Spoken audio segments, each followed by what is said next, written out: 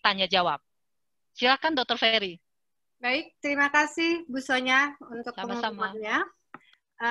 Dr. Eri, kita lanjut ya Dok ya. Ini kayaknya banyak banget yang udah mau nanya. Silakan kita buka dulu sesi tanya jawab yang mau bertanya secara langsung.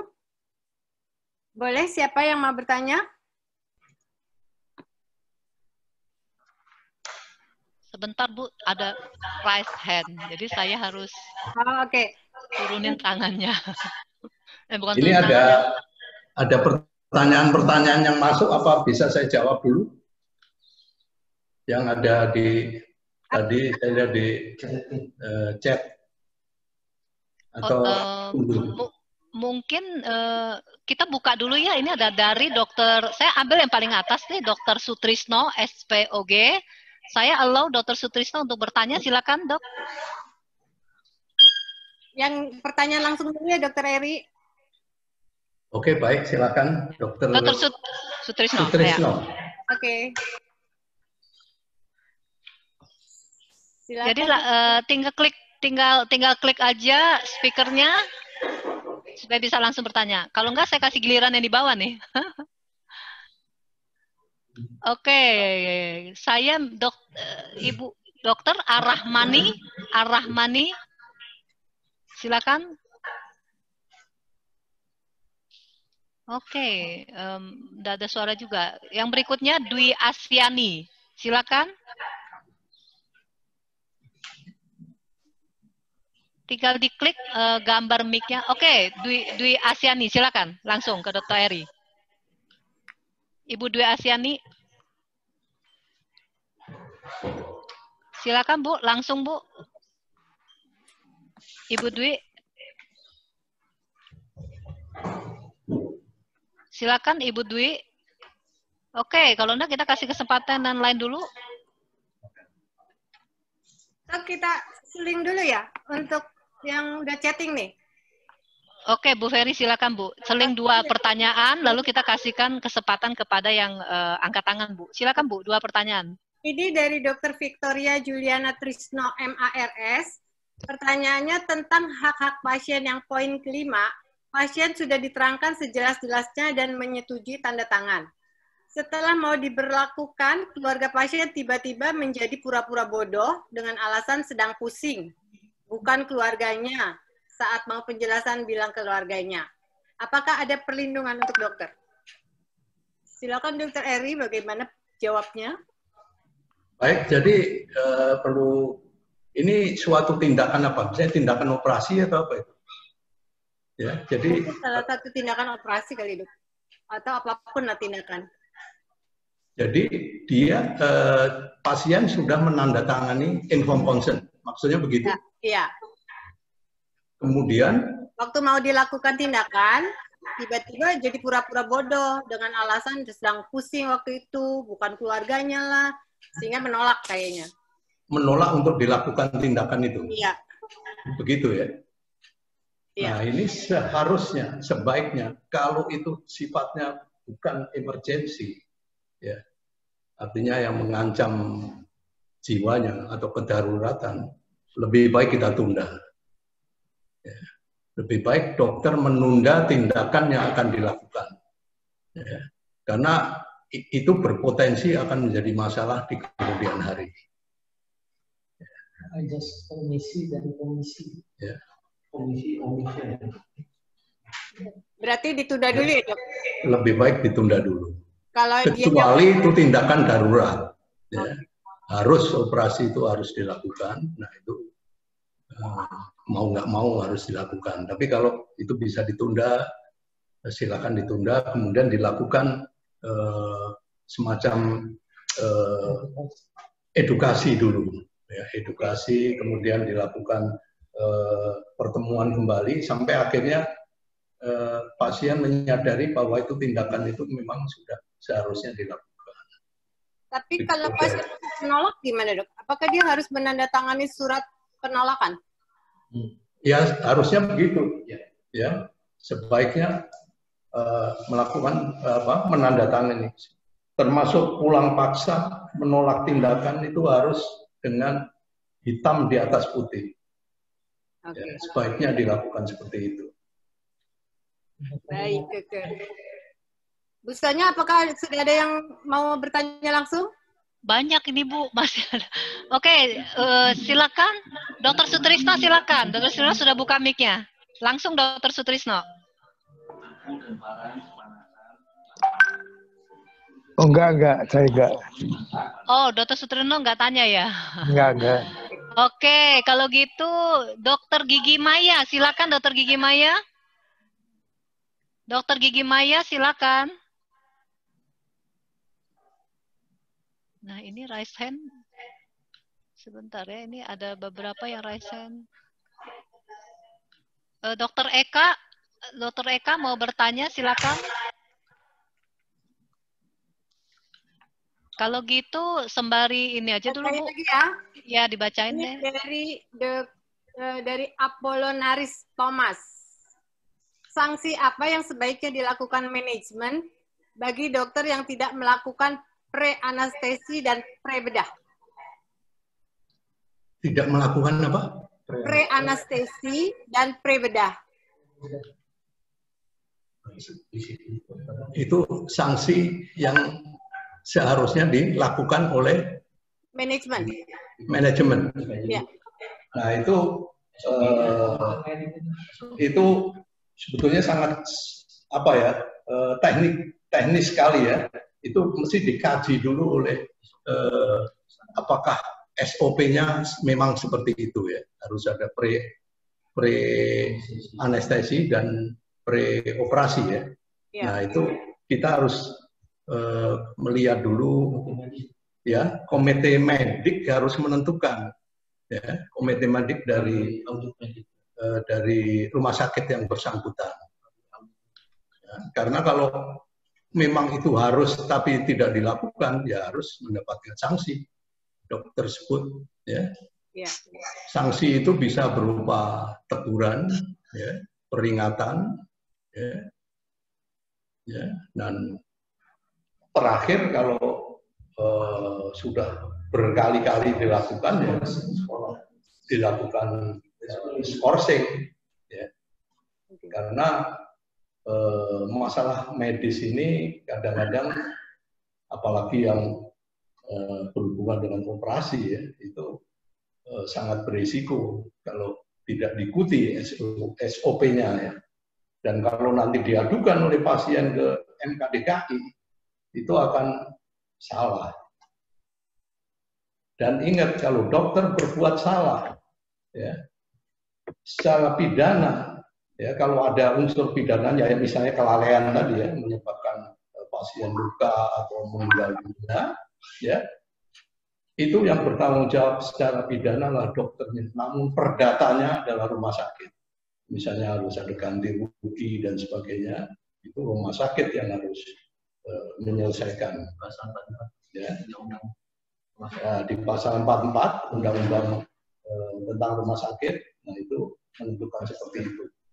Ya, karena itu komite medik di rumah sakit harus tegas. Begitu jawaban saya. Oke, Dokter. Kemudian ada lagi dari Pak Dedi Purnama. Dalam kondisi pandemi COVID-19 ini, di mana sudah lumayan banyak dokter yang meninggal, lebih dari 100 orang. Dalam konteks doctor safety, ini siapa yang bertanggung jawab?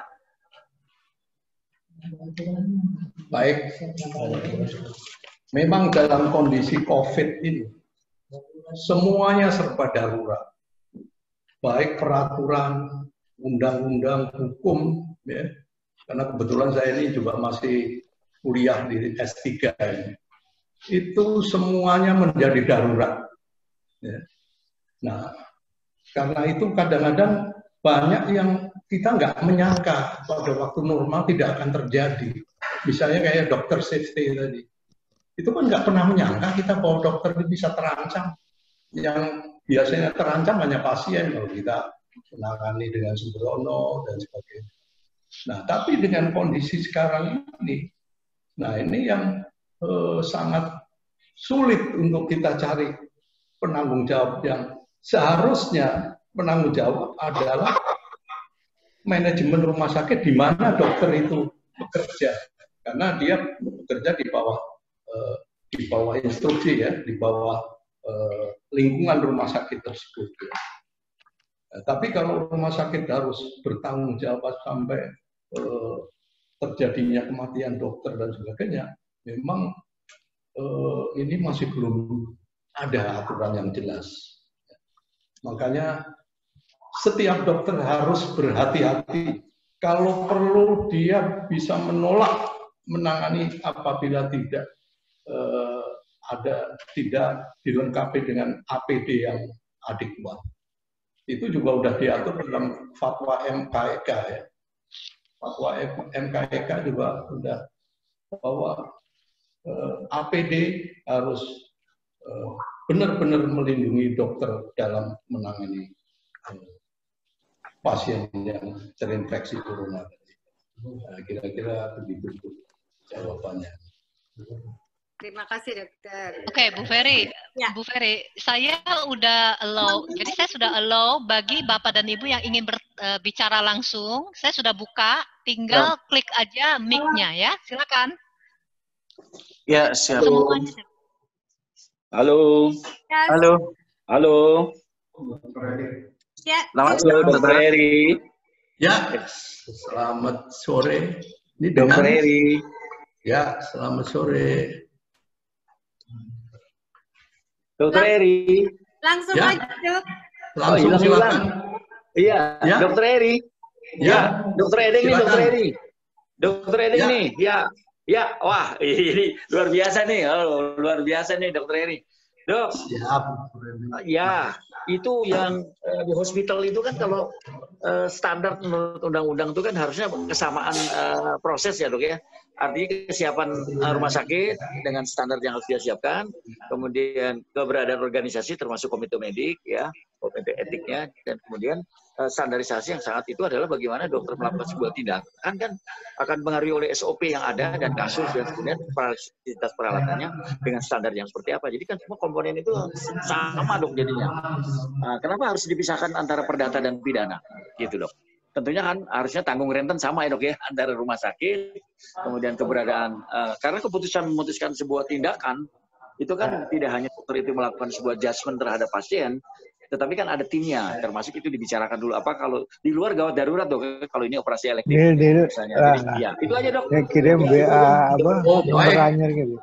Ini dengan Dokter Edeng Rahmat yang saya kenal ya. Ya, siap dok.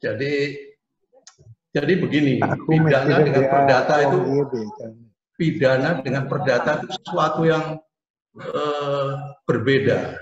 Kontak gigi. Kalau Kontak telepon. pidana itu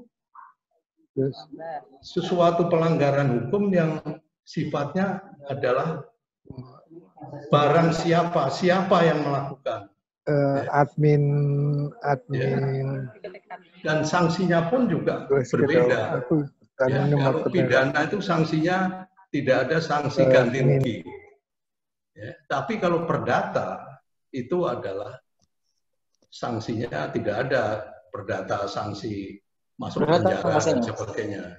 Itu adalah sanksi yang sifatnya ganti rugi dalam bentuk uang misalnya ya. Nah itu karena itu kalau ada sesuatu yang terjadi dalam tindakan seorang dokter, maka aspek pidananya kepada yang melakukan. Ya. Jadi kalau di dalam lingkungan rumah sakit ya DPJP-nya yang bertanggung jawab secara pidana ya.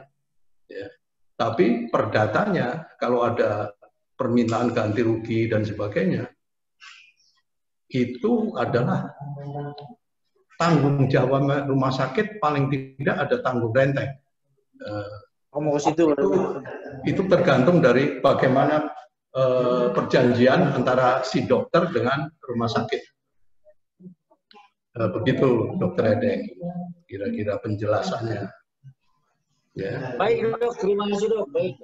Ya, mudah-mudahan bagi kita bisa menyelesaikan masalah-masalah yang terjadi dok ya secara hukum maupun secara sosial ya. Terima kasih dok, terima kasih. Ya. Baik. Langsung berikutnya silakan. Yang langsung mau bertanya langsung bicara ke Dr. Eri. Saya Silakan. Ivan dok. Saya Ivan dok. Dr. Eri. Silakan. Ya, Dr. Ivan. Ya, dok. Silakan. Ini mau tanya nih mengenai pasal 46 Undang-Undang Nomor 44 Tahun 2009 tentang rumah sakit. Nah, bagaimana implementasi kelalaian medik yang dilakukan oleh nakes di rumah sakit berkaitan dengan pasal 46 tersebut? Implementasinya gimana itu ya? Rumah sakit kan di situ dibilang pasal 46, rumah sakit bertanggung jawab secara hukum terhadap semua kerugian yang ditimbulkan atas kelalaian yang dilakukan oleh tenaga kesehatan di rumah sakit. Implementasinya selama ini sebatas mana begitu? Terima kasih, Dr. Eri. Baik, ya, terima kasih ya. Sebetulnya, kembali tadi yang penanya sebelumnya, rumah sakit keperdataannya itu adalah ditanggung oleh rumah sakit. Jadi kalau ada permintaan ganti rugi, seharusnya 100% itu rumah sakit. Ya, hanya kadang-kadang di dalam kalau kita hanya bicara undang-undangnya, ya, seharusnya seperti itu. Ya. Nah, hanya dalam implementasinya di lapangan, ya, kadang-kadang rumah sakit juga tidak mau. Dokter itu kok enak saja nih, ya, Anda yang berbuat salah, rumah sakit yang harus ikut bertanggung jawab. Jadi ada perjanjian tersendiri. Ya, antara dokter dengan rumah sakit, misalnya dalam perjanjian kerjasama. Sekarang ini PKS ya, perjanjian kerjasama antara dokter dengan rumah sakit itu kan selalu. Ya. Beberapa kali saya melihat ya PKS, ya, perjanjian antara dokter dengan rumah sakit itu beda-beda. Ada yang 50%, 50%. Ya. Ada yang 25-70%. Ya. Tapi kalau kita bicara undang-undang, itu ya seharusnya ya rumah sakit yang harus bertanggung jawab. Begitu. Jadi pasien itu tahunya hanya rumah sakit kalau itu sifatnya perdata. Ya. Ini sudah diatur dalam undang-undang pasal 46 ya. Nah, kira-kira begitu, Dok. Siap. Terima kasih, dokter. Ada lagi, silakan. Yang sudah, silakan. Dr. Erdianto, silakan. Dr. Erdianto mau bertanya. Selamat sore, Dr. Eri. Selamat sore, Dr. Kalau Erdianto. pada kasus sudah terjadi mediasi, sudah terjadi kesepakatan antara pasien, keluarga pasien dengan rumah sakit. Terjadi kesepakatan. Sebaiknya surat tertulis itu dibuat di notaris atau di mana? Karena apa? Takut terjadi nanti masuk angin terjadi tuntutan kembali. Jadi surat maka bagusnya buat di secara hukum di mana di pegangan. Terima kasih, Eri. Ya, baik. Terima kasih. Ini juga yang saya alami beberapa kali di praktek dalam kejadian sehari-hari. Mungkin saya udah berapa kali itu membuat akte perdamaian antara dokter dengan pasien itu. Ya. Memang kadang-kadang kita ini, kalau saya di pihak rumah sakit ya, kita harus jeli melihat bagaimana perangai dari pasien tersebut. Kadang-kadang ada pasien yang tidak terlalu artinya kita percaya bahwa dia tidak akan menuntut kembali. Kadang-kadang itu menyangkut juga jumlahnya. Tapi kalau jumlahnya cukup besar dan sebagainya, sebaiknya memang notarial.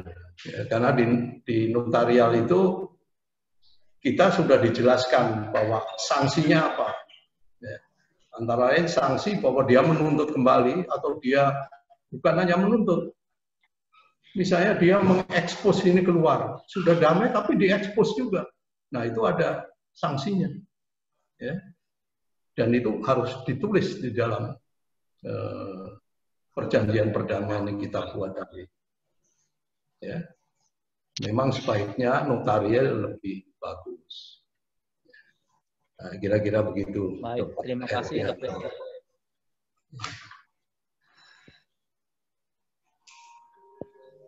Baik, Bu Sonia ada lagi yang mau langsung atau saya bacakan dulu? Ini sudah saya allow, tapi ada banyak. Coba aja langsung kalau memang yang mau bertanya langsung mic-nya diklik. Kalau tidak diselang 2 pertanyaan dulu, Bu. Dari pertanyaan ada banyak banget nih. Iya. Ya, 2 dulu Bu Ferry. Saya baca dari Ibu Maria Irianingrum nih, Dok. Pada era pandemi ini, apakah dibenarkan visite pasien dengan kehadiran dan virtual berganti-ganti?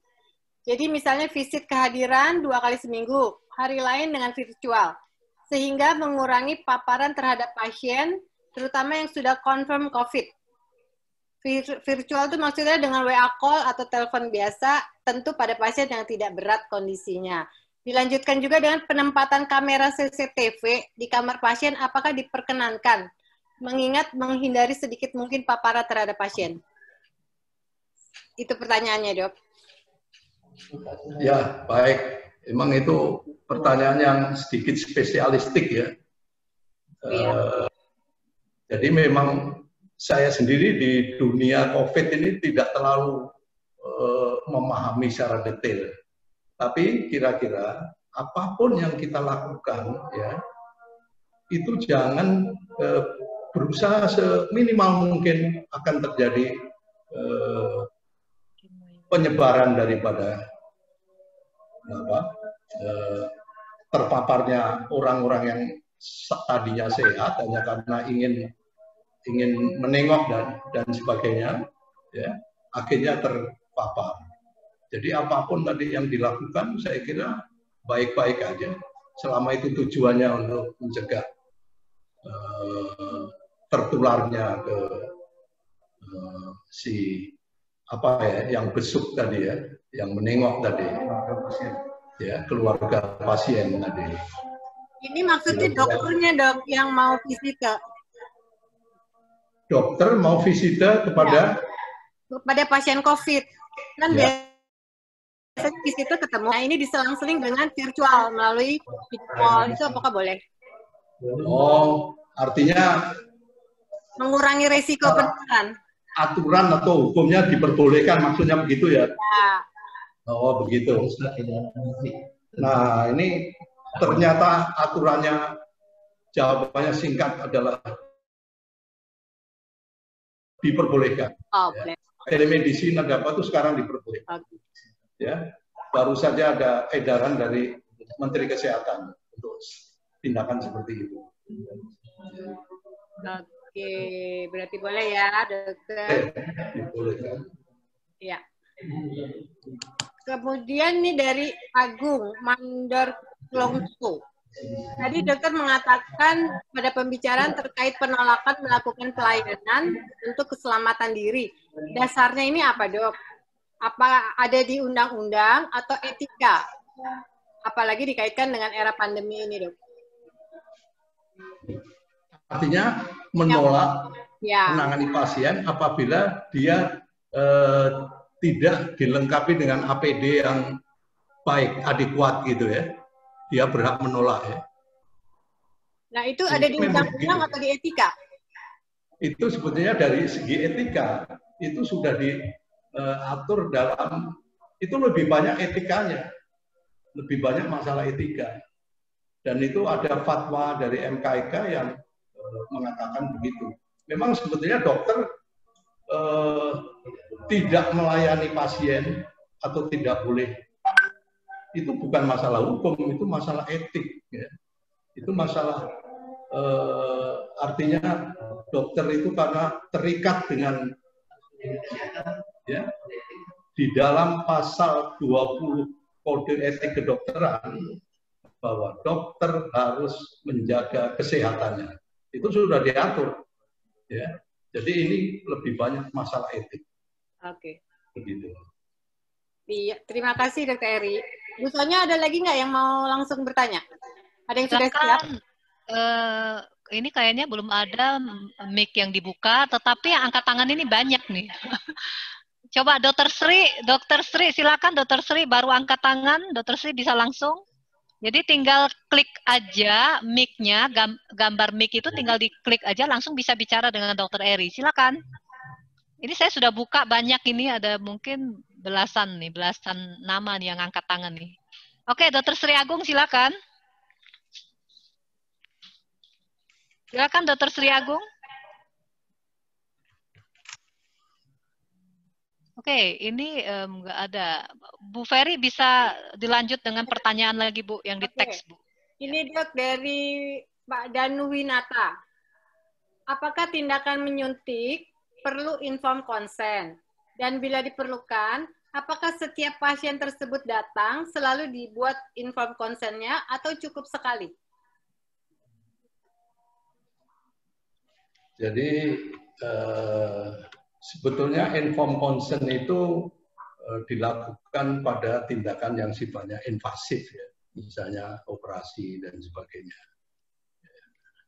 Karena kalau menyuntik itu kan mungkin dokter umum juga diperkenankan untuk melakukan, ya.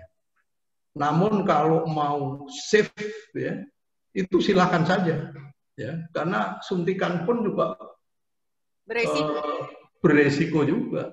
Kalau terjadi shock anafilaktik, ya, itu kadang-kadang ada resikonya. Jadi kalau era sekarang ini, ya, semakin kita menjaga diri kita dalam melakukan praktek kedokteran, mau dilakukan inform consent berkali-kali silakan saja. Ya.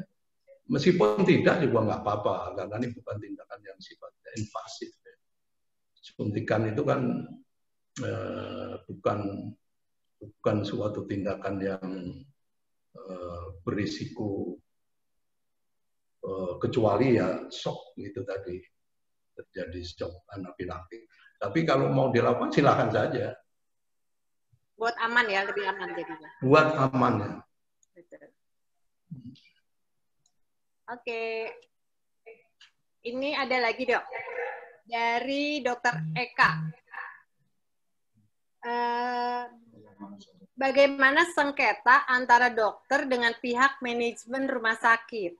Seperti contoh adanya ketidaksesuaian nakes atau gaji dengan yang diberikan dan masih banyak yang lain. Oh, ini urusannya dengan nakes nih Dok, nggak sesuai. Betul. Jadi ya ini sedikit melebar ya, bukan sengketa medik lagi ini. Ini sengketa dokter dengan manajemen. Ini pun saya sedang mengalami di sekarang, ya, antara dokter dengan rumah sakit sedang terjadi saling melaporkan dan sebagainya. Nah ini sesuatu yang memang bisa terjadi. Ya. Sebetulnya hal-hal seperti ini juga kita kembali lagi. Kenapa kita harus bersengketa sih? Itu bisa dibicarakan dengan baik-baik, ya, dengan cara kita menjalin komunikasi yang baik, ya. Kemudian pada saat tenaga kesehatan itu masuk, ya, itu kan tentunya sudah ada suatu perjanjian kerja, ya, tadi saya bilang tadi itu mestinya sudah dibicarakan, ya. Nah itu saja sebetulnya. Tapi kalau enggak ya mau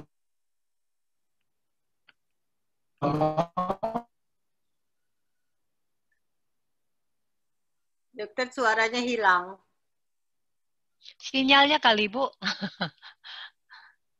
Dokter Eri suaranya hilang. Wow. Dokter Eri suaranya hilang nih Dok. Ada kasus yang sedang Dok, barusan suaranya agak hilang, Dok. terjadi di situ. Memang itu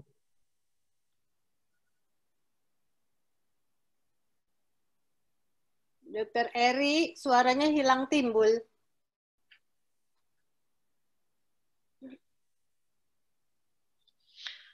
Dokter Ferry, ini ada pertanyaan yang masuk melalui WA. Saya kirim ke Dokter Ferry ya, ke WhatsApp Bu Ferry, nanti tinggal tanyain. Waduh. Tapi Bu Dokter Eri-nya kemana ini ya? Suaranya hilang. Dokter Eri, sinyal. Mohon maaf Bapak dan Ibu, jadi mungkin sebentar lagi akan kembali. Suaranya menghilang. Bersabar dulu ya. Oke, saya ingin sampaikan dulu. Saya sudah terima, sudah lihat yang masuk ke dalam WA admin. Semua permintaan materi slide presentasi dari Dr. Eri akan kami berikan nanti malam setelah didata dahulu, karena yang masuk kan rata-rata kan di dalam WA admin kan cuma nomor doang. Nanti kalau mau dikirim-kirim rada susah kalau tidak di-entry-in namanya satu persatu. Jadi mohon Bapak dan Ibu harus bersabar dulu. Kami usahakan hari ini kami akan segera kirim semua permintaan materi-materi. Ini ratusan soalnya saya harus entry satu persatu nih. Ya. Ya, Dokter Eri sudah masuk? Ya, sudah. Tadi terputus. Suaranya hilang, Dokter. Bagaimana? Tadi suaranya hilang. Ya, ini sekarang udah kembali lagi. Oke. Jadi saya sudah jawab tadi ya, sengketa antara rumah sakit dengan nakes ya, misalnya dokter ini. Memang tadi saya sudah bilang bahwa mediasi atau negosiasi ya, negosiasi adalah yang terbaik. Kita nggak perlu harus ke pihak ketiga, ya, diputuskan oleh pihak ketiga, ya, yaitu diputuskan oleh hakim. Kalau sengketa itu lebih banyak sebetulnya hakimnya perdata ya. Memang hanya di sini ya sengketa kok menjadi pidana. Nah ini yang kalau di luar negeri nggak ada ya dok? Makanya tadi yang perlu sekali segera negara kita itu menata model restoratif justice tadi. Ini kebetulan ada yang menanyakan ini. Betul ya dok. Dokter. Ini kebetulan ada menanyakan ya Ibu Prihati. Langsung dijawab aja dok. Ya. Langsung sekalian dijawab dok.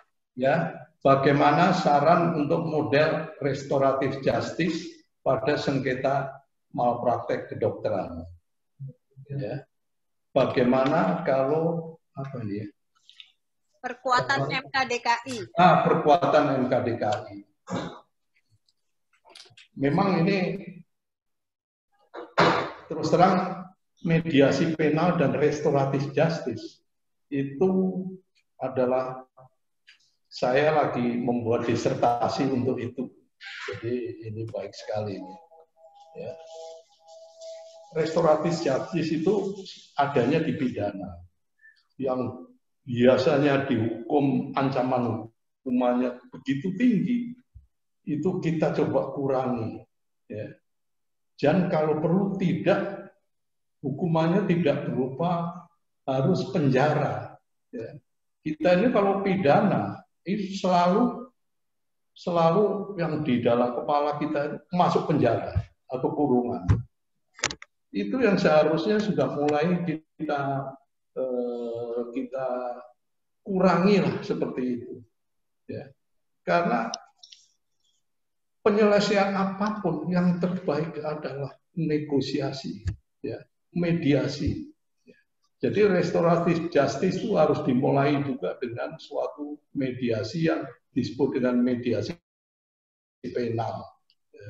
Jadi mediasi itu bisa non penal, bisa penal. Kalau non penal itu sebelum itu masuk ke ranah pengadilan, ya, artinya sudah dinyatakan P21 dan sebagainya, baru kita lakukan mediasi, itu adalah namanya mediasi penal yang bertujuan untuk mendapatkan restoratif justice ya, dalam sengketa malpraktek tadi. Saya kira nanti negara kita akan seperti itu. Dan itu di kita sudah mulai diterapkan di SPPA, yaitu sistem peradilan pidana pada anak. Itu sudah dilakukan itu, mediasi penal dan restoratif justice. Nah, segera saya kira ke bidang kita, ya, bidang kedokteran. Karena itu akan membuat seorang dokter akan bekerja lebih tenang lagi, ya.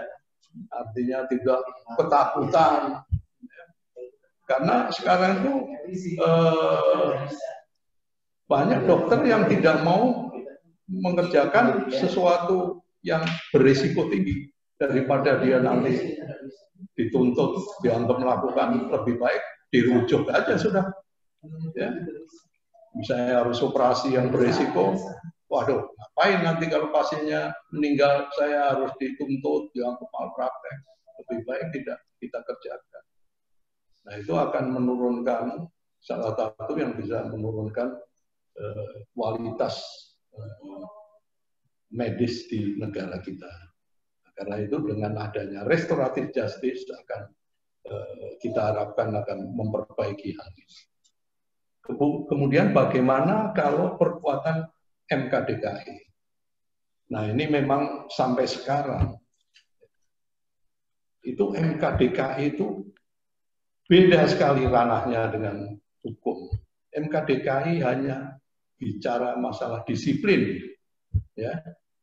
Dan apa yang diputuskan MKDKI, apakah dokter itu melanggar SOP, melanggar disiplin, ya, dalam pemeriksaan itu terlihat sekali bahwa, tapi putusan MKDKI itu tidak ada hubungannya dengan alat bukti hukum.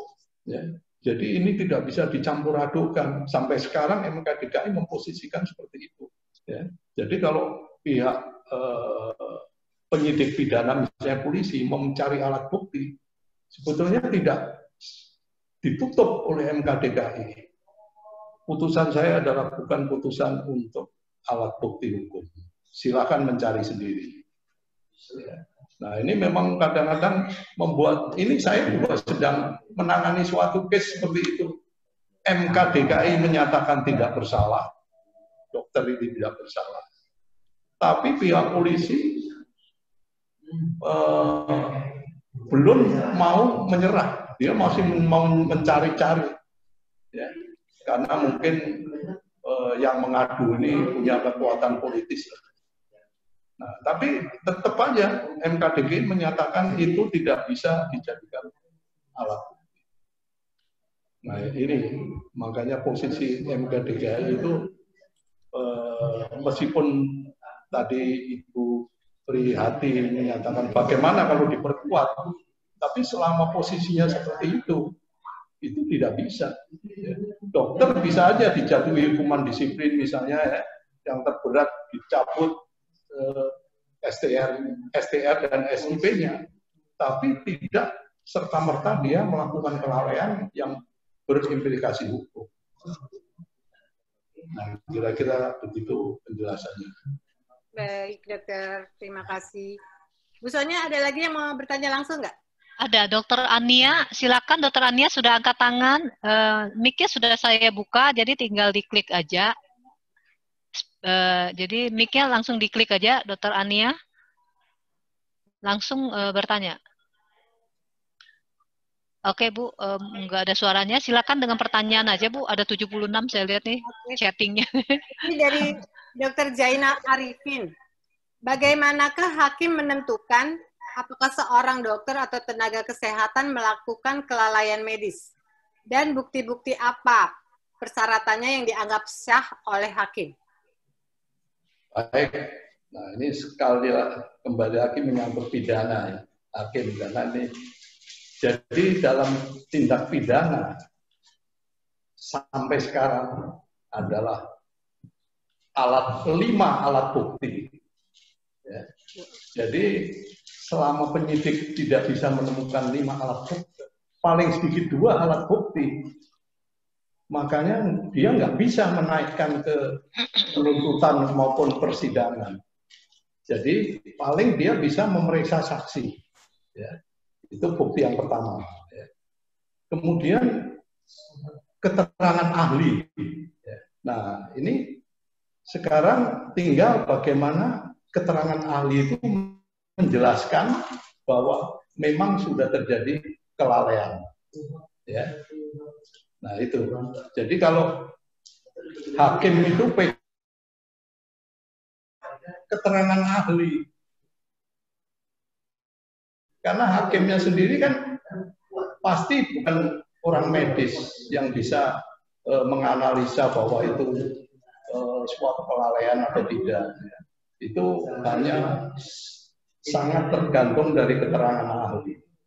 Nah, kalau keterangan ahli sudah menyatakan dokter itu melanggar SOP, kemudian memang ada bukti yang lain, misalnya dalam rekam medik atau dalam keterangan saksi yang lain, ya, dokter melakukan kelalaian, nah itu baru bisa. Jadi saya tegaskan bahwa yang sangat menentukan adalah keterangan ahli. Jadi kalau misalnya masalah penyakit kandungan misalnya, ya itu harus dari kolegium. Nah itu, ini kebetulan saya pun juga ada satu case seperti itu. Ya. Memang si dokter ini melakukan kesalahan, dari pihak kolegium dan meminta saya bahwa ini kalau kolegium menjadi saksi, nggak mungkin tidak menyalahkan dokter itu. Makanya jalan yang terbaik adalah saya diberi tugas untuk mediasi, ya, supaya bisa selesai di luar pengadilan. Nah, kira-kira begitu jawaban kami. Baik, terima kasih. Kemudian ini dari Pak Jeffrey Setiawan. Apakah di dalam melakukan pembedahan tumor ganas tanpa kehadiran FA itu dianggap malpraktek? FA itu apa ya, Dok? Kehadiran apa ya? Kehadiran FA.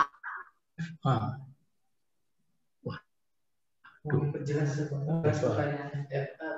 FA ini bagaimana tadi pertanyaannya? Apakah dalam melakukan pembedahan tumor ganas tanpa kehadiran FA itu dianggap malpraktek? Satu sehingga saya juga. Iya, saya juga kurang jelas. Tapi prinsipnya begitu, bahwa menyebut malpraktek itu, ya, kalau yang bisa masuk ke ranah pidana, sifatnya harus kelalaian. Ya. Kalau sifatnya hanya pelanggaran SOP dan sebagainya, belum mengarah kepada kelalaian, itu tidak masuk ke ranah hukum pidana. Sayangnya saya nggak jelas itu FA itu singkatan dari apa. Iya. Begitu kira-kira.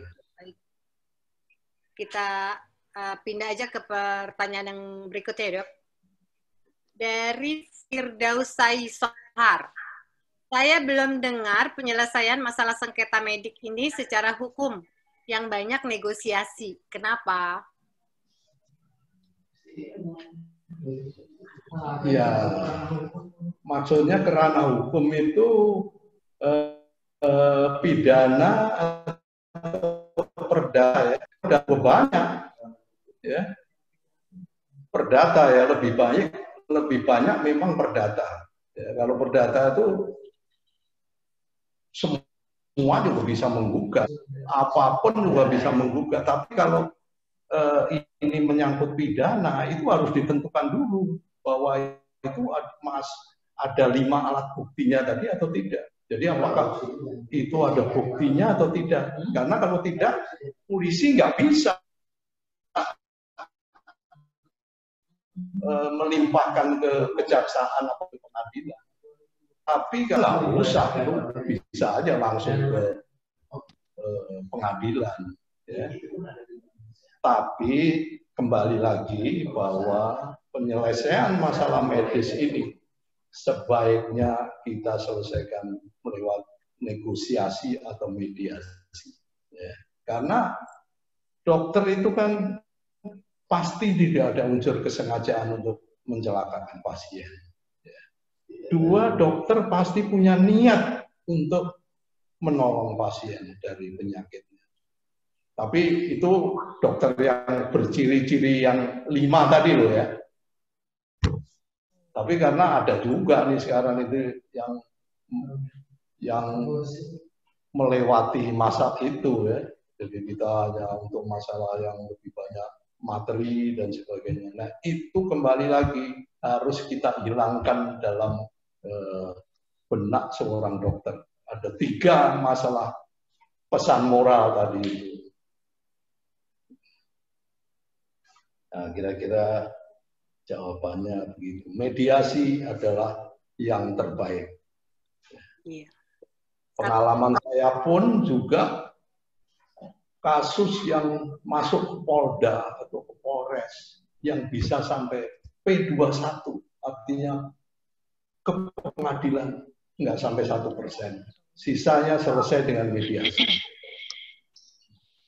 Oke. Berarti itu sudah menjawab pertanyaan Pak Ahmad Hidayat ya. Beliau menanyakan berapa persen penyelesaian dengan mediasi pada kasus yang Dr. Eri bantu. 1% aja. Baik. Jadi yang bisa mediasi itu 99%. 9%. Hanya 1 mungkin pengalaman saya itu yang benar-benar masuk ke meja hijau atau pengadilan itu hanya 2 kasus kalau ingat saya lah. Yang 14 tahun, yang 7 tahun itu ya? Selama 14 tahun yang benar-benar masuk ke meja itu dan dinyatakan dokter bersalah secara pidana atau kelalaian medik itu 2 atau 3 kasus lah. Lainnya selesai dengan mediasi. Iya, karena kan kalau sampai sampai pengadilan kan effort yang dibutuhkan banyak ya, Dok. Waktu, stresnya, biaya. Itu tadi yang saya ceritakan yang masalah di Madiun tadi. Iya, iya. Itu membutuhkan waktu 7 tahun. Ya. 7 tahun dengan pendapat yang berbeda-beda dari penegak hukum. Polisi menyatakan bersalah, jaksa menyatakan bersalah, hakim pengadilan negeri menyatakan tidak bersalah, Mahkamah Agung tingkat kasasi menyatakan bersalah, Mahkamah Agung tingkat PK menyatakan tidak bersalah. Itu apa yang ini? Itu apa enggak bergulat bertahun-tahun hanya menyatakan dokter tidak bersalah? Nah, itu sangat membuang waktu dan energi. Kira-kira demikian jawaban saya. Bu Ferry, Ya. tadi ada pertanyaan yang tanpa PA. PA itu patologi anatomi pada tumor ganas, Bu. Oh. PA. PA. Ya. Oh, WA ke Ibu ya? Ya, ini PA DWA maksudnya masuk ke ya. admin. PA, patologi anatomi. Patologi anatomi. Ya, itu sebetulnya sudah menyangkut SOP dalam menjalankan itu. Mungkin saya kan karena saya itu udah ranah spesialistik ya. Ya, apakah ya setahu saya tumor ganas itu baru terbukti kalau ada PA-nya. Ya, kalau belum ada PA-nya, apakah itu bisa dinyatakan tumor ganas? Nah, ini yang sangat teknis. Ya. Karena itu juga bisa jadi masalah nanti. Betul. Ya. Kalau sampai dioperasi ternyata bukan tumor ganas. Betul. Ya. Ya. Berarti Ini bisa, ada juga. berarti bisa masuk malpraktek juga dong, Dok? Nah, itu kadang-kadang menjadi malpraktek yang sifatnya apa? Saya juga tadi kan bilang malpraktek itu bisa malpraktek yang sifatnya etis, malpraktek hukum atau yuridis, dan malpraktek administratif. Ya. Nah, itu kalau mau dimasukkan malpraktek hukum, ya, yaitu yang jenis kelalaian tadi, ya, yaitu malpraktek karena kelalaian. Memang kembali lagi dokter harus teliti dan hati-hati. Itu pesan saya tadi bahwa kompetensi dokter itu adalah menyangkut kewenangan, kemampuan, ya, dan sikap teliti, hati-hati. Jangan sampai, wah ini belum dilakukan. Ya. Nah itu bisa menjurus ke arah itu, dugaan terjadinya kelalaian medik. Ya.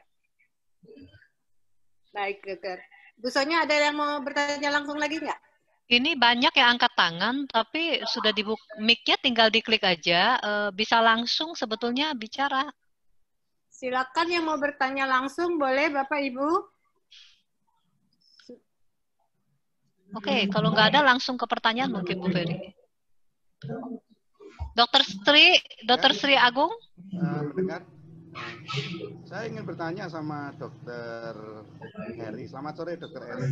Ya. Selamat sore. Dokter Sri, suaranya kurang nyaring, mungkin ada dekat sedikit mic-nya, Dokter Sri. Selamat sore, Dokter Heri. Ya, sedikit, ya kedengaran. Selamat sore, Dokter Sri. Sehat selalu, Dokter. Terima kasih, amin. Ya. Saya mau bertanya, salah satu Undang-Undang Dasar Negara Republik Indonesia nomor 28H pasal 1 itu menyebutkan bahwa semua warga berhak mendapatkan pelayanan kesehatan. Dalam era COVID ini, gawat yang tidak memberikan pelayanan karena pandemi tersebut. Terus untuk memberikan payung hukum terhadap kondisi seperti ini, apakah ada undang-undang atau peraturannya, Dokter? Terima kasih. Selamat sore. Selamat sore. Tadi saya juga sudah menyinggung bahwa saat ini adalah saat dengan kondisi yang darurat. Ya. Semua aturan undang-undang yang sekarang berlaku, semuanya keluar pada saat normal. Ya. Jadi peraturan undang-undang itu dibuat oleh pemerintah, oleh DPR pada saat kondisi normal. Nah, dalam kondisi yang tidak menentu seperti sekarang itu atau kondisi darurat, memang belum ada. Ya. Kita harus bekerja dengan hati nurani kita yang akan membuat undang-undang sendiri. Ya. Undang-undang itu kita buat di dalam hati sanubari kita, terutama dokter. Sekali lagi, dokter itu mengabdi kepada ilmu dan kemanusiaan. Kita nggak bisa hanya terpaku pada undang-undang saja. Nah, itu saya kira memang begitu, Dokter Agung. Belum ada nih aturan yang bisa sebagai payung hukum yang pasti atas apapun yang kita lakukan di era pandemi COVID ini. Ya, demikian Dokter Sri. Mungkin bisa bertambah tanyanya, Dokter Heri. Silakan, monggo. Mengingat kondisi saat ini memang semua dalam kondisi darurat, semua bisa dilakukan dan sebagai dokter pasti mengedepankan hati nurani. Tapi ada beberapa masyarakat yang menuntut bahkan meninjau kembali masalah ini, kan kita berhak mendapat sesuai Undang-Undang Dasar. Nah, bagaimana untuk apakah ada kalau memang belum ada undang-undang atau peraturan tertentu, itu kira-kira apa yang perlu kita lakukan, Dokter? Terima kasih, Dokter. Memang itu sesuatu yang sulit dijawab ya. Kembali lagi kita harus bisa memberikan memberi pemahaman kepada masyarakat luas bahwa dokter pun juga punya keterbatasan, ya. Keterbatasan dalam bidang sarana medisnya, kemudian dokter pun kan juga nggak bisa bekerja 24 jam, ya, dia perlu istirahat. Ya. Kalau enggak dia kembali lagi menambah jumlah dokter yang harus gugur. Ya. Nah ini yang sulit itu dijawab. Ini sebetulnya sudah ranahnya pemerintah daerah yang harus memberi penjelasan kepada masyarakatnya. Supaya tidak selalu memojokkan kita sebagai dokter ini. Ini coba sekarang untuk masalah dokter yang kadang-kadang ada yang mayatnya diambil dengan menganiaya dokter dan sebagainya. Itu kan sebetulnya sudah sudah sesuatu yang melanggar hukum semua. Nah, jadi itu perlu ada penjelasan yang baik kemudian dari pemerintah daerahnya kepada masyarakat dalam menghadapi situasi yang tidak menentu ini. Kira-kira demikian, Dr. Sri. Terima kasih, Dr. Eri. Oke, masih ada yang mau bertanya langsung? Silakan, yang sudah angkat-angkat tangan nih, banyak nih. Ayo monggo. Bu Ferry, saya ada WA pertanyaan masuk ke admin ke handphonenya Ibu. Jadi silakan Ibu baca. Untuk sebenarnya saya bacakan dulu nih dari Pak Yohanes. Pada masa pandemi COVID-19, banyak pasien yang tidak jujur tentang terpapar atau kontak dengan penderita COVID-19. Apakah ini sanksinya? Mestinya ada sanksi juga gitu kali, Dok.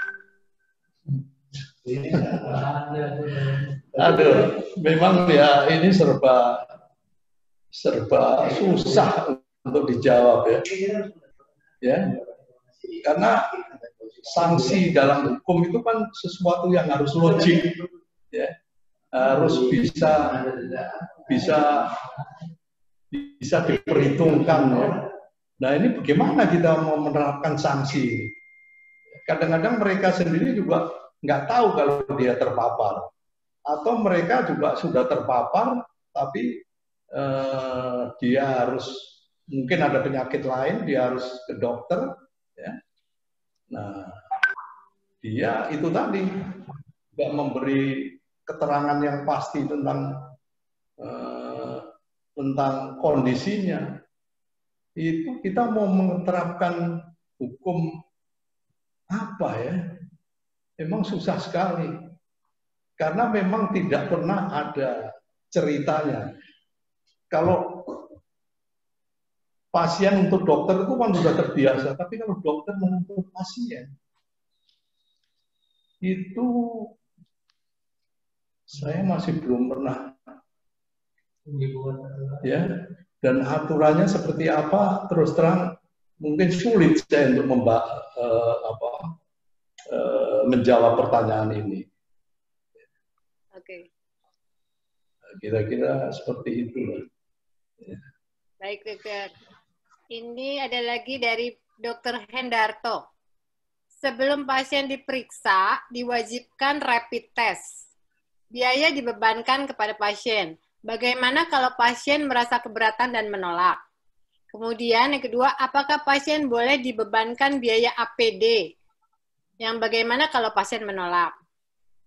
Kemudian satu lagi, apabila sudah P21, apakah ID wajib memberikan pembelaan atau ikut mempersiapkan pengacara?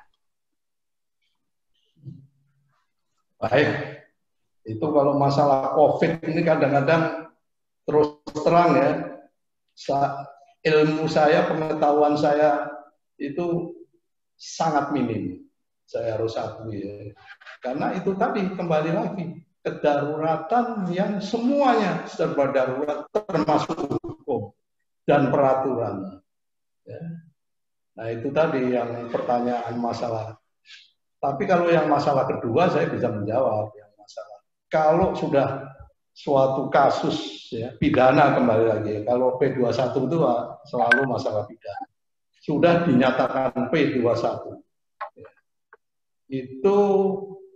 Itu kan harus masuk ke pengadilan. Nah ini ID, kebetulan bidang saya itu ada di BHP 2. Ya. Jadi Biro Hukum Pembinaan dan Pembelaan Angkutan. Bahkan sebelum P21 pun kita sudah biasa itu mengikuti dan memberikan konsultasi ya, kepada para sejawat yang kebetulan ya kena musibah, kena masalah tadi. Nah, kalau sudah kasusnya P21 dan harus masuk ke sidang, itu memang mau nggak mau itu harus ada pendampingan pengacara. Memang ID pasti tidak pernah punya anggaran untuk itu ya. Tidak pernah punya bahwa ini harus didampingi. Nah, paling bisa ID itu menyiapkan pengacara yang sudah kita kenal, ya, yang bisa dengan biaya yang lebih murah, ya, untuk mendampingi dokter yang harus diproses di persidangan di pengadilan karena sudah P21 tadi. Kira-kira begitulah. Mungkin karena memang belum banyak dari anggota ID yang bisa menjadi advokat.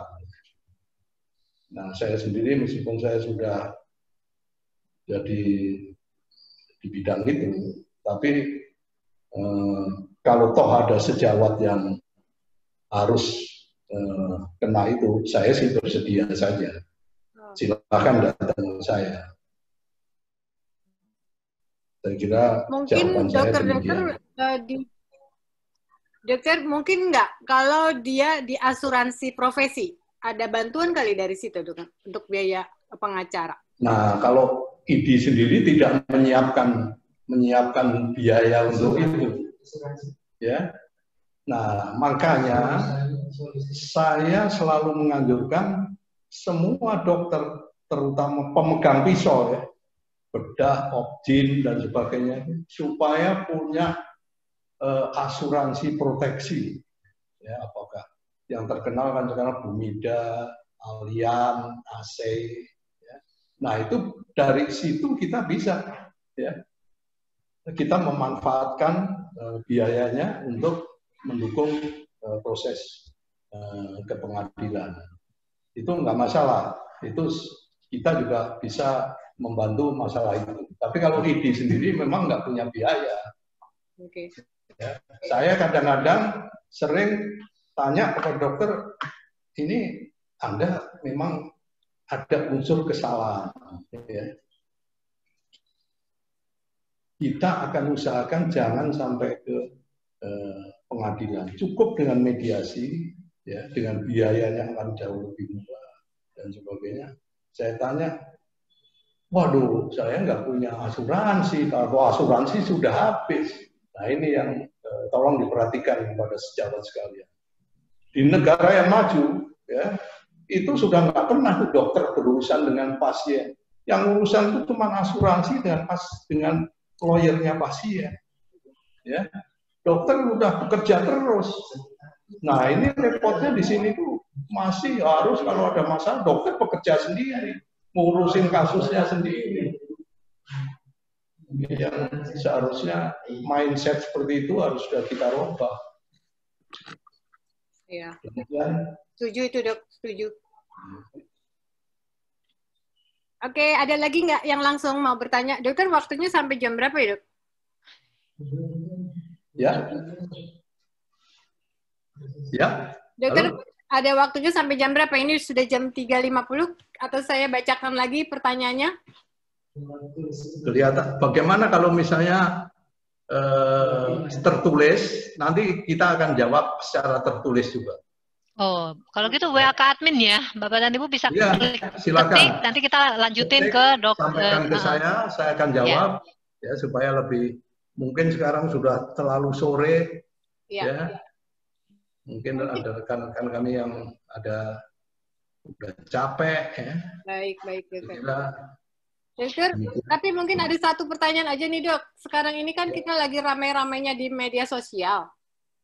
Apakah dokter atau manajemen rumah sakit bisa meminta klarifikasi ke pasien yang memberikan komplain tentang pelayanan medis yang disampaikan lewat medsos? Itu maksudnya komplain ketidakpuasannya, ya? Iya, jadi dia pasangnya di medsos. Medsos yang kemudian tersebar kemana-mana. Iya. Nah, itu sebetulnya Udah susah sih ya. Sekarang ini kan ada Undang-Undang Nomor 11 2016 kalau nggak salah tentang ITE, ya. ITE, ya. ITE. Nah, itu sebenarnya itu tidak bisa itu. Ini termasuk saya juga lagi ngurusin itu. 2 dokter bersengketa yang dikenakan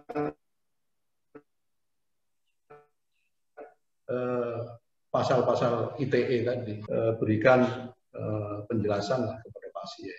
Jangan sampai nanti dia yang akan kena. Contohnya yang kasus Prita itu ya. Oh iya. Nah, itu memang harusnya dihindari. Ya. Apalagi sifatnya mencemarkan nama, menjelekkan, kemudian nah, itu akan rumah sakit bisa melakukan somasi atau tindakan balasan terhadap hal seperti itu. Kira-kira begitu. Bu Ferry, ya. Bu Ferry, kalau bisa kita sampai jam 4 pas deh, Bu. Karena masih ada pertanyaan. Ada 8 menit lagi, ada banyak pertanyaan bagus di dalamnya yang mungkin bisa menjawab beberapa pertanyaan yang lain juga. Boleh ya, Dok ya? Kita sampai jam 10 menit lagi ya, Dok ya. Ya. Oke, terima kasih. Dok, soalnya nih ada yang bagus juga nih, Dok. Dari Evelyn Teresia. Dapatkah seorang pengacara yang juga berprofesi dokter membela pasien? Soalnya sepertinya hal ini jadi dilema.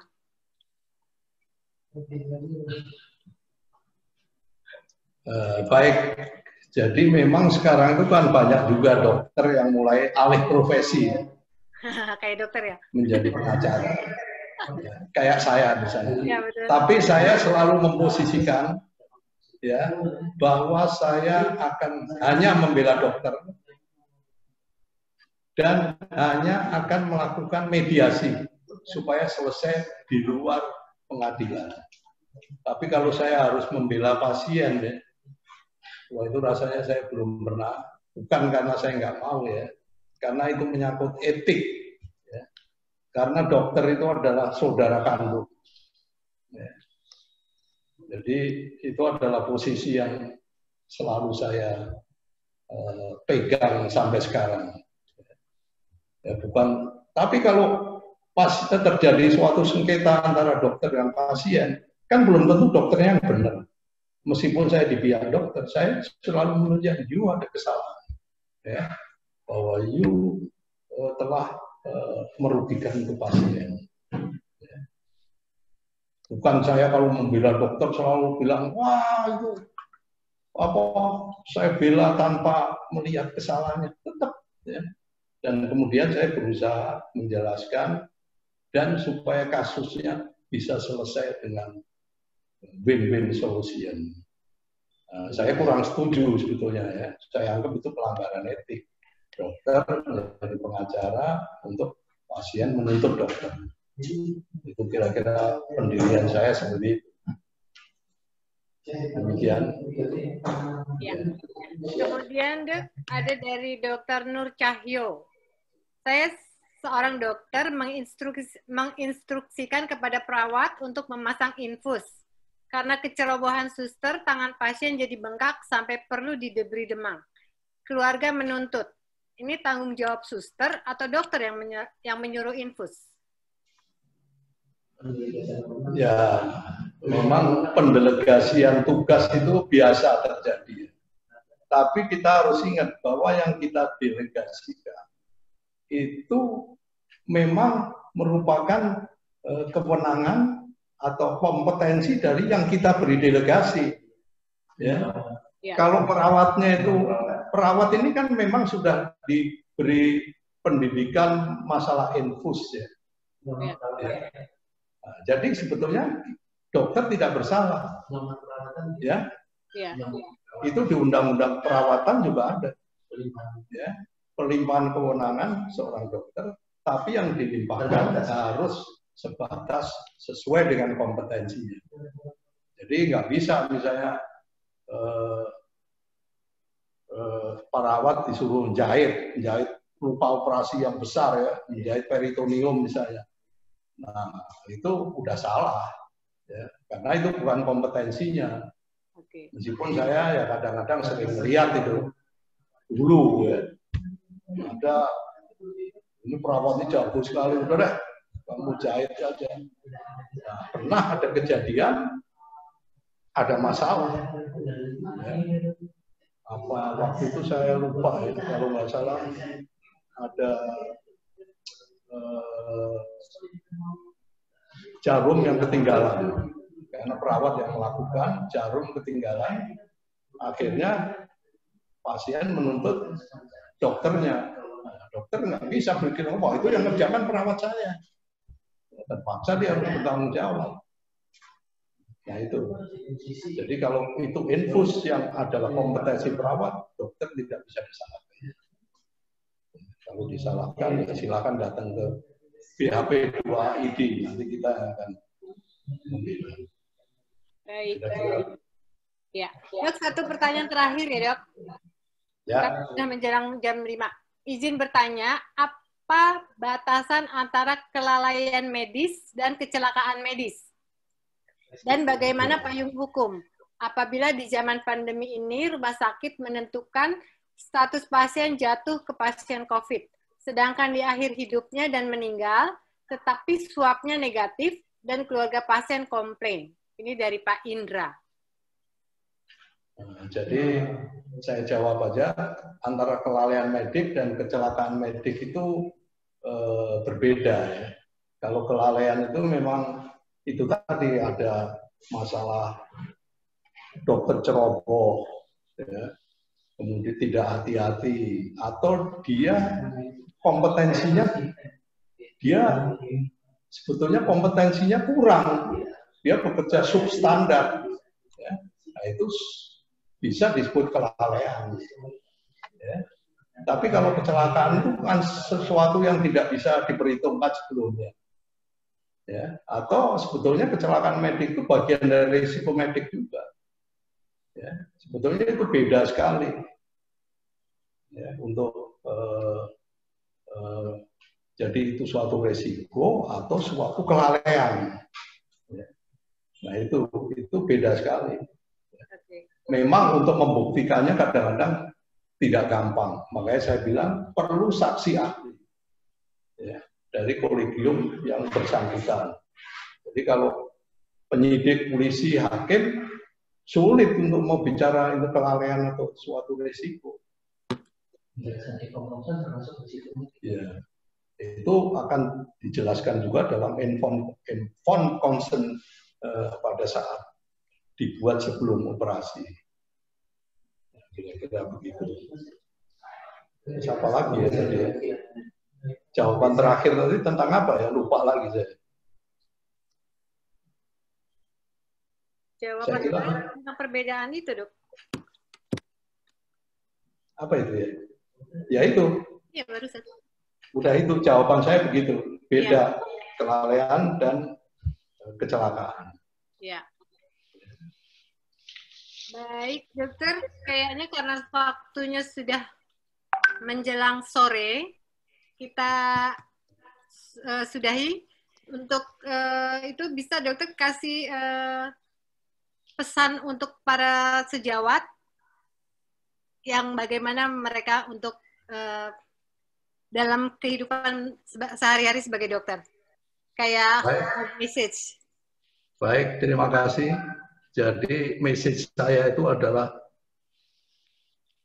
kembali ke pertama kali tadi saya. Jadilah dokter dengan ciri-ciri 5 sila tadi. Ya, itu Anda akan sukses dalam profesi Anda dan akan terhindar dari masalah sengketa medik tadi. Ya. Dan jangan lupa juga selalu lengkapi dengan profesi kepada asuransi profesi. Ya, kadang-kadang dokter sering lupa, sering tidak lupa tidak diperpanjang dan sebagainya karena menurut saya jumlahnya juga nggak terlalu besar, mungkin antara 3 sampai 5 juta per tahun. Ya. Dibanding kalau kita lagi bernasib tidak baik, harus mengeluarkan biaya ratusan juta atau M kadang-kadang. Nah itu kira-kira kepada sejawat, ya. Dan jangan lupa sekali lagi bahwa pekerjaan kita adalah pekerjaan membantu pekerjaan Tuhan. Jadi sebetulnya ya, filosofinya kalau kita mendapatkan suatu jasa medik, ya, itu sebetulnya 60% milik Tuhan. Tapi dititipkan kepada kita, makanya gunakanlah sebaik-baiknya. Ya, kira-kira begitu pesan saya kepada sejawat sekalian. Mudah-mudahan bisa bertugas dengan baik, selamat, ya, selalu sehat. Ya. Kita tetap prihatin di situasi pandemi COVID ini, tapi itulah sudah keputusan Tuhan yang akan membuat kita berpikir dan bertindak lebih baik dan kita akan lebih bijak lagi dalam bersikap. Demikian, saya kira itu pesan saya. Mohon maaf kalau ada jawaban saya atau penjelasannya yang kurang berkenan, dan saya siap untuk menerima pertanyaan-pertanyaan ataupun masalah-masalah yang berhubungan dengan medis, karena memang itu sudah menjadi niat saya untuk membela sejawat atau saudara kandung saya sesama dokter. Demikian, wassalamualaikum warahmatullahi wabarakatuh. Baik, Dr. Eri, terima kasih banyak. Dokter sudah mengisi acara di Moris Community ini yang sangat-sangat berguna buat saya terutama nih, dan juga buat teman-teman sejawat yang lain. Mudah-mudahan kita semua bisa menjadi dokter yang baik, yang bisa mengabdi kepada negara, dan juga berbuat baik serta menolong pasien. Karena ingat, satu lagi, pesan saya untuk para pasien, karena ini bukan hanya dokter saja, kan? Ya, baik. Bahwa pasien juga harus mengetahui bahwa kesembuhan adalah bukan di tangan dokter. Ya, dokter hanya punya kemampuan untuk mengobati atau melakukan tindakan. Ya. Jadi jangan terlalu cepat menyalahkan dokter apabila ada sesuatu yang tidak sesuai dengan harapan. Dokter bukan sang penyembuh. Ya. Penyembuh sesungguhnya adalah Yang Maha Kuasa. Demikian pesan saya untuk para pasien, kemudian para yang bukan di bidang medis. Saya kira demikian. Baik, dokter, pesannya sangat-sangat bagus sekali. Baik kita sebagai dokter maupun sebagai pasien. Dan terima kasih atas pencerahan dokter. Sekali lagi kami Moris Community, dan kalau bisa dokter jangan bosan-bosan membantu kami memberikan pencerahan kepada masyarakat. Siap. Apalagi di era COVID ini kan banyak juga yang takut datang ke rumah sakit. Oke. Dokter Eri Supriyadi. Oke, saya kembalikan acara ini kepada Bu Sonya. Oke, terima kasih Bu Ferry. Saya behalf on Moritz Community Indonesia, saya ingin mengucapkan terima kasih yang sebesar-besarnya, terutama kepada Dr. Eri Supriyadi sebagai pembicara pada sore hari ini. Saya tahu dokter sangat sibuk, tetapi karena dokter ingin berbagi kepada semua orang, terutama kepada para rekan sejawat, para dokter, untuk berbagi ilmu, karena walaupun sebetulnya ini kelihatannya terselubung, orang bilang hidden, terselubung, tetapi ini penting banget, karena siapa lagi yang bisa membela, ya kan, harus ada yang dibela, padahal niatnya menyembuhkan, ya. Jadi dan juga kami juga ingin mengucapkan terima kasih kepada Mr. Jirat Kulsop Mongkul yang dari Thailand, beliau yang menyediakan, yang memberi pinjaman secara free ruangan yang lebih besar untuk Moritz Community melakukan acara Health Talk ini. Nah, kepada semua peserta, kepada semua peserta supaya keep kontak terus dengan admin di Moritz atau di page kami atau di YouTube. Tujuannya adalah event-event berikutnya kami akan lakukan terus-menerus, yang kami harap itu bisa bermanfaat kepada semua orang. Jadi jika ada event yang kami share dalam bentuk konten, silakan di-share lagi kepada rekan-rekan yang lain. Ini semuanya free, jadi tidak berbayar. Tujuan kami hanya ingin berbagi. Dan juga jika Bapak dan Ibu ada yang berminat menjadi pembicara, bisa menghubungi Moritz Community juga di admin. Kalau pengen berbagi, ya. Oke, saya rasa itu saja pesan dari saya. Selamat sore, selamat berakhir pekan, dan besok juga udah harus siap-siap tenaga untuk memulai lagi aktivitas. Tetap semangat, jaga kesehatan. Ya, oke, sampai ketemu. Selamat sore.